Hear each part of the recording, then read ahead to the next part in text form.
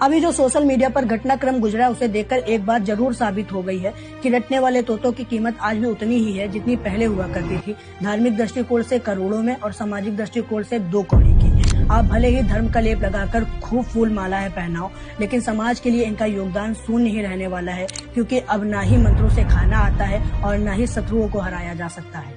अभी मैंने पढ़ा जैसे देवव्रत महेश रेखे ने अपने पिताजी के सानिध्य में 5 साल की उम्र से 19 साल की उम्र तक यजुर्वेद के 2000 मंत्रों को रटकर उन मंत्रों को दंड क्रम से 50 दिनों में पूरा किया।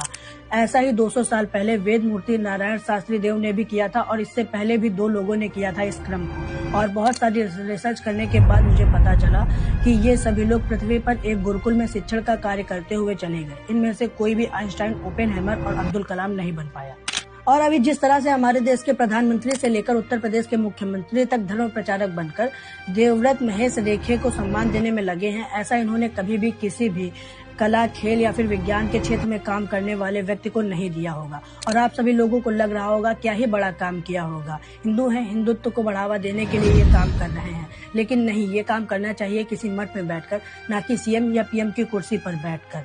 इससे इंस्पायर होकर न जाने कितने गोलू मोलू बच्चे राधे राधे करते स्कूल में घुस जाते हैं और पढ़े लिखे वैज्ञानिक बच्चों के सामने धर्म का प्रचार करने लग जाते हैं। अभी बहुत सारे गिरगिटानंद और पूजनीय प्रेमानंद हो गए हैं। अब हमें ये नहीं चाहिए। अब हमें हदीसें और मंत्रों को रटने वाले लोग बिल्कुल भी नहीं चाहिए।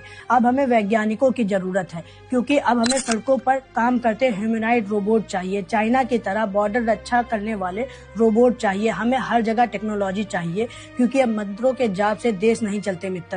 भले ही देवव्रत का काम सराहनीय है, उसके लिए उसके गुरुजन काफी हैं। जैसा हमारे संविधान में लिखा है, हम भारत के लोग, तो पॉलिटिकल पार्टियों को भारत के लोगों के लिए काम करना चाहिए।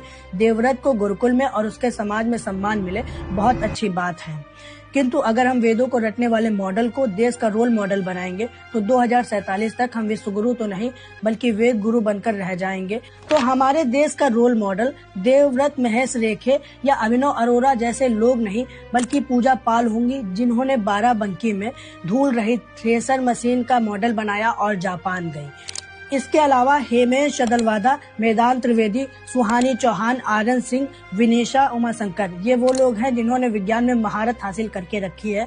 और इनके काम के बारे में हम लोगों को तनिक भी जानकारी नहीं है, क्योंकि इनको पीएम और सीएम ने देवव्रत की तरह मंच नहीं दिया है।